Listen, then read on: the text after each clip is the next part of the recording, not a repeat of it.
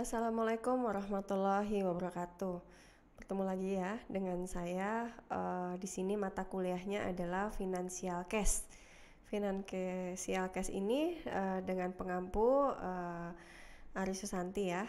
Nah, untuk capaian pembelajarannya di Financial Case ini kita lebih fokus kepada kasus-kasus yang akan kita spesifikkan terutama di industri kreatif.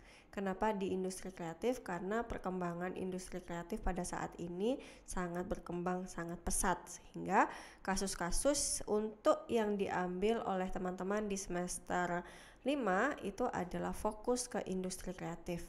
Nah, selama semester sebelumnya teman-teman mungkin sudah mempelajari bagaimana materi tentang dasar keuangannya ya. Nah, sehingga di mata kuliah ini kita mengaplikasikan teori dan menyelesaikan beberapa case keuangan seperti itu. Jadi tidak hanya teorinya, tetapi untuk financial case ini adalah benar-benar case keuangan yang akan kita bedah. Nah, rencana pembelajaran semester itu nanti kedepannya adalah membedah bagaimana konsep finansial dan menghasilkan portofolio bisnis ya. Jadi nanti case yang ada di UMKM ya, case yang ada di industri kreatif atau ekonomi kreatif, nanti kita akan merangkum, akan kita meramu sebagai suatu portofolio.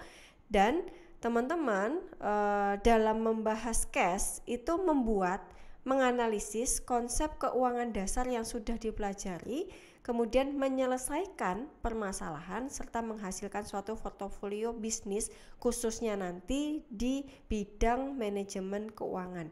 Karena manajemen keuangan ini sangat luas, saya di mata kuliah ini berupaya untuk membuat spesifikasi apa saja sih target pembelajaran kita. Nah, di sini konsep financial case ini yang pertama yang teman-teman perlu ketahui adalah bagaimana nanti bedah kasus di industri kreatif. Seperti itu. Kasus yang akan diambil nanti kita sepakati di kelas, mau dicari kasusnya UMKM mana atau industri kreatif yang mana yang akan kita bedah, atau nanti berdasarkan case yang akan saya berikan itu kita diskusikan di kelas. Kemudian pemilihan tema industri kreatif yang akan dibahas di case finance ya, bisa di bidang jasa, kuliner, fashion ya. Itu juga yang menentukan teman-teman berdasarkan kelompok yang dibentuk. Ya, jadi nanti sistemnya di financial case ini adalah pembentukan kelompok, ya, pembentukan kelompok. Bagaimana kalau misalnya nanti tidak bisa kelompok atau seperti apa? Nah, itu juga akan kita sepakati di kelas, seperti itu. Nah, beberapa hal konsep financial case yang kita pelajari ini adalah terutama bagaimana penentuan biaya tetap, penentuan biaya variabel. Mungkin secara konsepnya sudah dipelajari, tapi aplikasinya untuk bagaimana kita menentukan biaya tetap atau biaya variabelnya, nah disinilah kita akan membedahnya.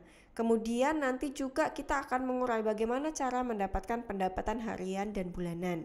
Kemudian bagaimana saya mulai usaha tersebut, atau kalau kita misalnya nanti dapat studi case yang UMKM yang mau kita ambil case-nya, kita akan bisa melihat investasi awalnya bagaimana dan modal kerja yang digunakan itu apa saja.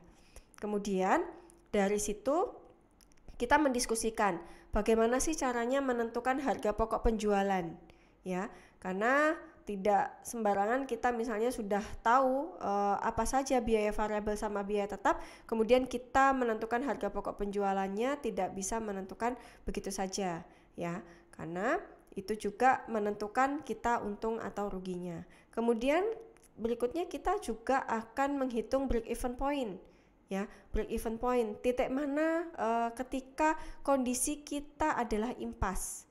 Nah, berikutnya yang kita pelajari di sini adalah proyeksi penjualan dan proyeksi biaya ya. Kita akan melihat nih mungkin nanti di kelas juga kita akan sepakati proyeksinya penjualan kita buat dalam waktu 1 tahun kah, atau berapa tahun, atau jangka menengah 3 tahun ke depan gitu. Kemudian proyeksi biaya yang digunakan seperti apa. Selanjutnya adalah kita mempelajari proyeksi arus kas atau cash flow-nya.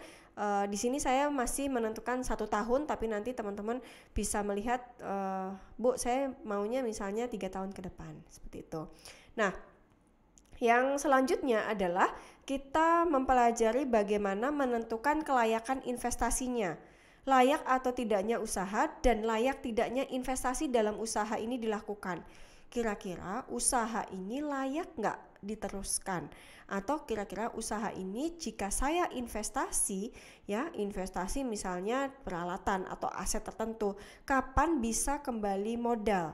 Seperti itu, layak atau tidaknya, berapa tahun bisa dikatakan layak.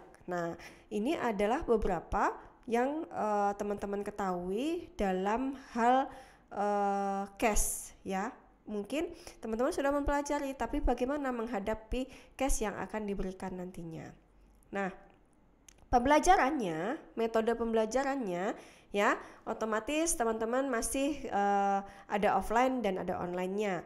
Kemudian nanti untuk pertemuan pertama di kelas, kita pembentukan kelas dulu sesuai dengan kesepakatan, ya, pembentukan kelasnya, metodenya seperti apa, atau bahkan ada yang mau individu, itu juga tidak masalah. Jadi misalnya saya di kelas itu teman-teman yang saya mau membedah UMKM saya aja atau usaha pribadi saya, itu tidak masalah. Jadi nanti kesesuaian kesepakatan di kelas bagaimana teman-teman maunya seperti apa.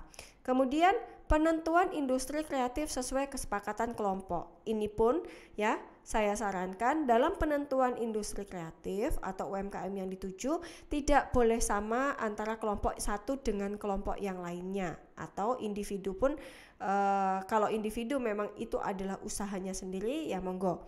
Tapi kalau misalnya sudah bentuk kelompok, nanti segera mengajukan nama industri kreatif atau yang akan dibahas sebagai cash finance-nya.